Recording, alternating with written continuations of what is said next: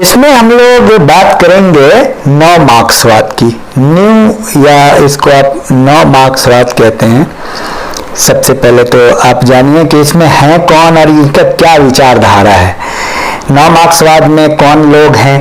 तो मैं आपको ये बताऊं, नव मार्क्सवाद जो फ्रांस के प्रमुख संरचनावादी विचारक हैं, लुई अल्थुजॉन, निकी पॉलजेन मॉन और मॉरिस गोडेलियर, जीन पिगेट, ये सब महत्वपूर्ण नाम है। लेकिन नव मार्क्सवाद जिसमें आपको खास तौर से क्या कहते हैं हेबरमास के बारे में जानना है और इनको स्ट्रक्चर इनको जो है क्रिटिकल थ्योरिस्ट के रूप में भी जाना जाता है। क्या कहते विवेचनात्मक, इसको बोलते हैं विवेचनात्मक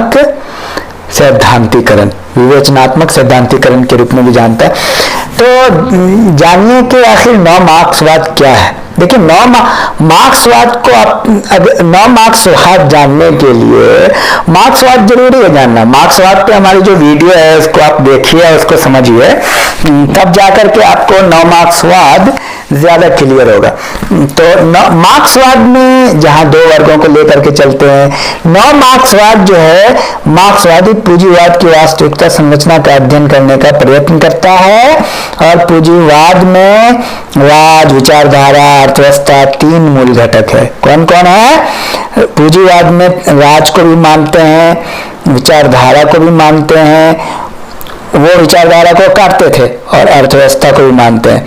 जबकि मार्क्स जो है सिर्फ अर्थव्यवस्था को मानता है। देखिए, आप ध्यान दीजिए, इसको आप नोट करिएगा, जो मैं बात आपको बोल रहा हूं। मार्क्सवाद द्वंद्वात्मक है, जबकि संरचनावाद ये जो है नव मार्क्सवाद का जो ऐतिहासिक विश्लेषण करता है, ये मार्क्सवाद का ऐतिहासिक विश्लेषण करता है और हूबहू मार्क्सवाद को नहीं अपनाता। संरचनावाद वर्णनात्मक विश्लेषण करता है, नव मार्क्सवाद में इन दोनों का मिश्रण है। नव मार्क्सवाद क्या करता है? दोनों को मिक्स करके चलता है मार्क्सवाद को। नव मार्क्सवाद आर्थिक कारकों के साथ साथ राजनीतिक, अब ध्यान दीजिए, मार्क्सवाद सिर्फ आर्थिक कारक को ध्यान देता है, जबकि नव मार्क्सवाद राजनीतिक, धार्मिक,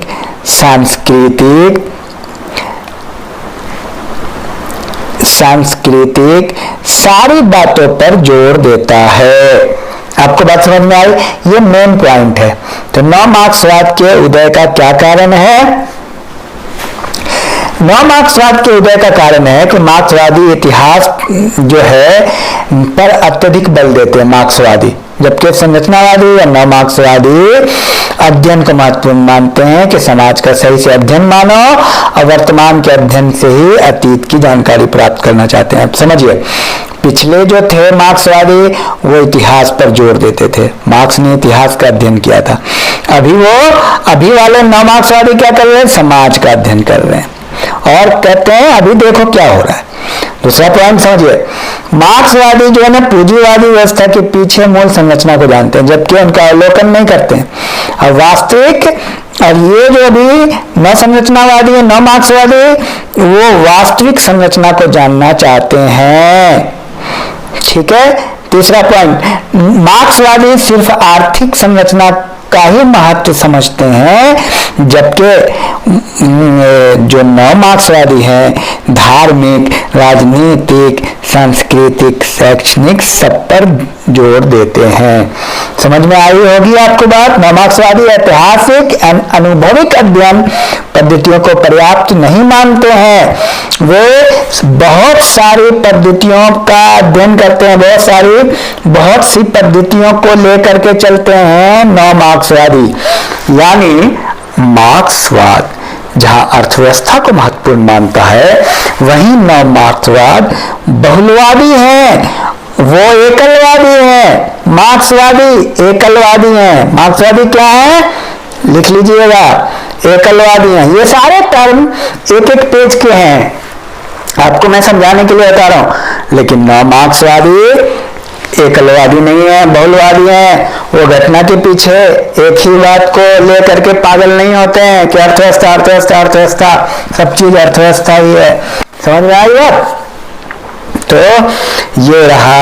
और थोड़ा हम देख लेते हैं विवेचनात्मक सिद्धांत की बात।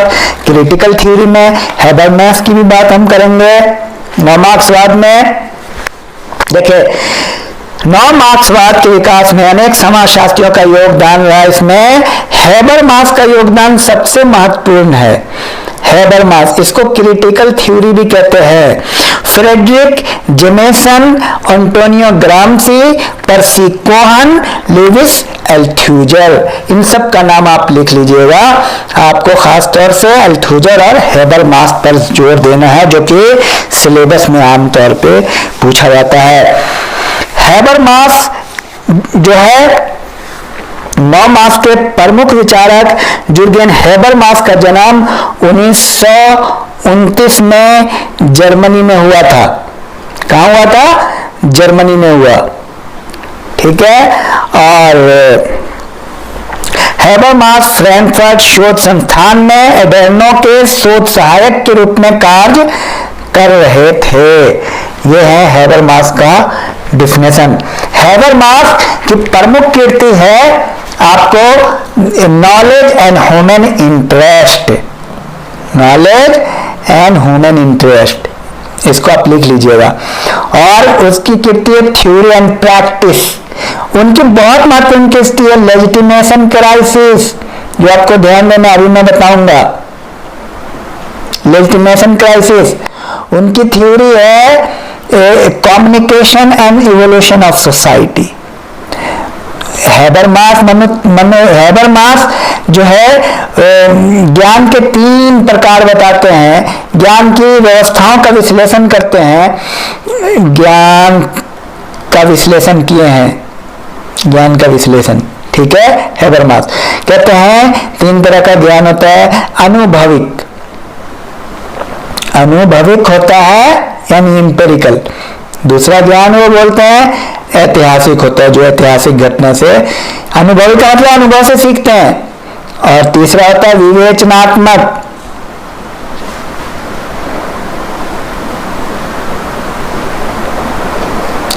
ये मनुष्य पर होने वाले दबाव और प्रभुत्व को स्पष्ट करता है।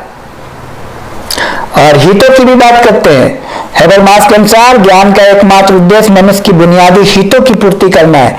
क्या वो कहते हैं ज्ञान क्यों हासिल करता है मनुष्य? हितों के लिए, अपनी हित की पूर्ति के लिए। हितों को भी वो कई हिस्सों में बांटते हैं। वो कहते हैं एक होता है तकनीकी हित,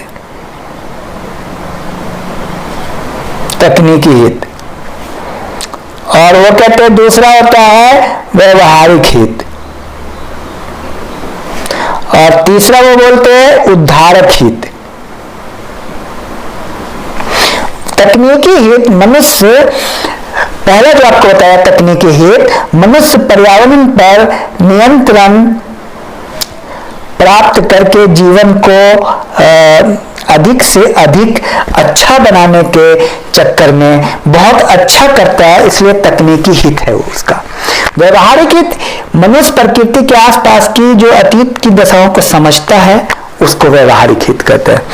और उद्धारक हित मनुष्य के ज्ञान को बढ़ाकर उसकी दशा को सुधारता है, सुधार में काम करता है, वो उद्धारक, सुधारकों के रूप में काम करता है, उद्धारक हित।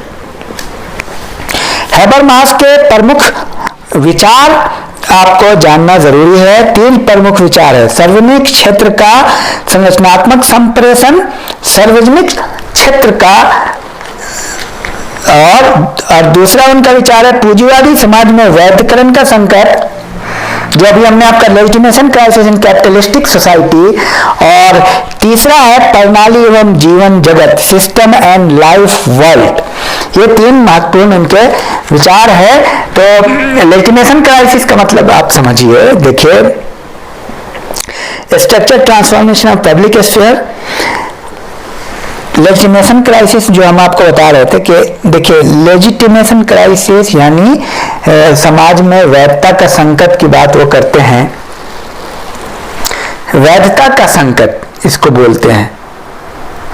देखिए, एक समय में ब्राह्मण का बहुत ज्यादा समाज में महत्व था, लेकिन धीरे धीरे कम हो गया, तो इनको कहते हैं वैधता का संकट। पहले जिसको बहुत महत्व दिया जाता था, अब उसको कह रहे कि आधुनिक समाज में लेजिटिमेशन क्राइसिस आई है। वैधता संकट, जिन लोगों की वैधता थी वो वैधता नहीं रही।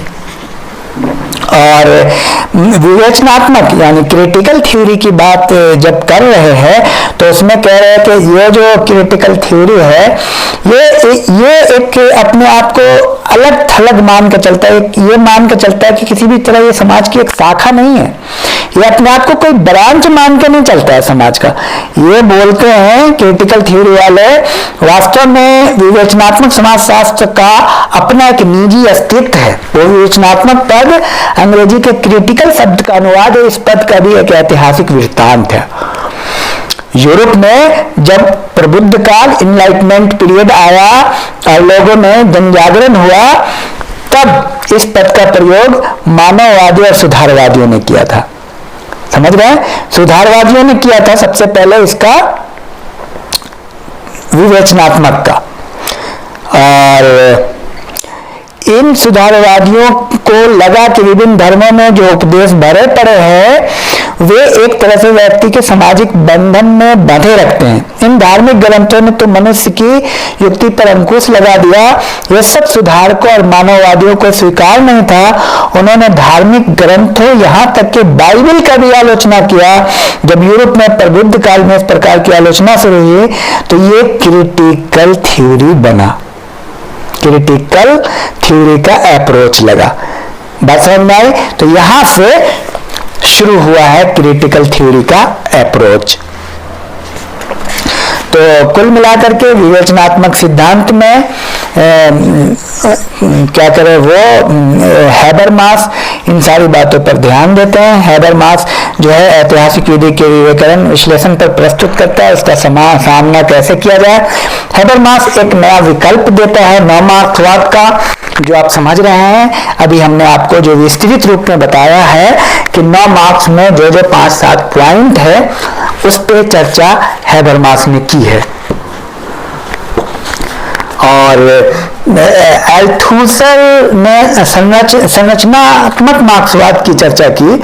अल्थुसर ने क्या कहते हैं कि संरचनात्मक, उन्होंने कहा कि संरचना न तो है, अल्थुसर की जो प्रमुख कृति है आपको मैं बता दूं, अल्थुसर ने संरचनात्मक मार्क्सवाद या नव मार्क्सवाद पर अपने विचार प्रस्तुत किए हैं, वो भी नव मार्क्सवादी हैं अल्थुसर।